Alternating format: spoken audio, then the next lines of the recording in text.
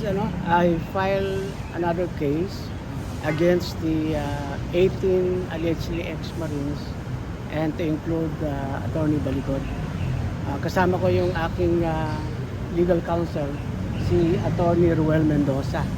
At siyempre kasama din yung NSC legal team headed by Attorney Sheena Marie Lopez. Ano pong pinayin niyo, sir? Nagfile ako ng kasong cyber libel at saka perjury. Last week ay nagfile ako ng Article 154 of the revised penal code as amended, legal use of means of publication and unlawful use of means of publication and unlawful utterances.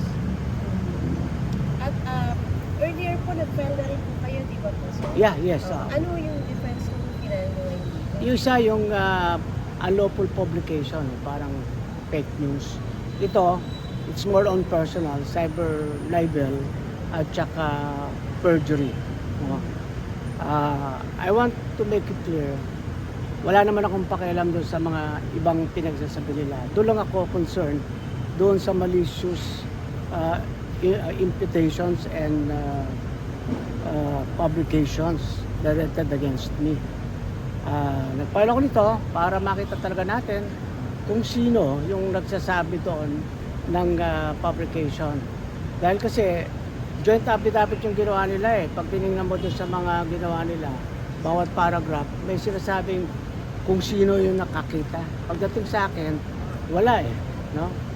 Joint affidavit. So malalaman natin kung sino yung nagpa-publicate.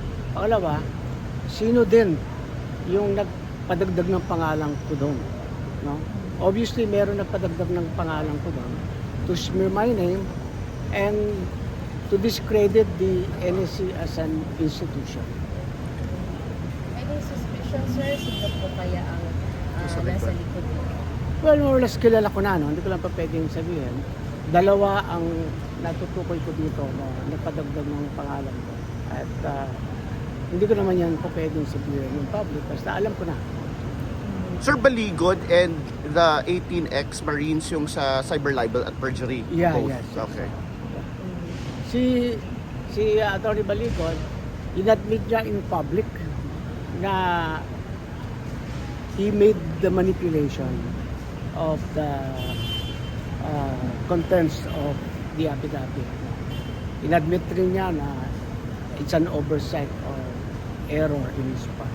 So sabi ng aking legal counsel, that constitutes to perjury. Pero bakit po kaya? Bakit po kayo sinabi? Ano po yung motive? Well, sabi ko to weaken, to discredit the NSC as an institution at of course to smear my name. Malalaman natin yan kapag tumakbo na yung kaso at isa-isa na silang tatawag at ma-issue ng warrant thereafter. So malalaman natin lahat ng katotohanan kung bakit nila dinagdag yung pangalan ko. Well, I have to protect my name. I have to defend my honor. I served the armed forces for 38 years. At kahit isa mang anumang kaso dyan about corruption or moral turpitude or whatever, wala akong kinasangkutan dyan. And much more nung naging DILG secretary na ako. And until now, as National Secretary Vice. Hindi rin naman ako involved dyan sa anumang flood control project na. Hindi rin naman ako involved dyan sa ICC case na.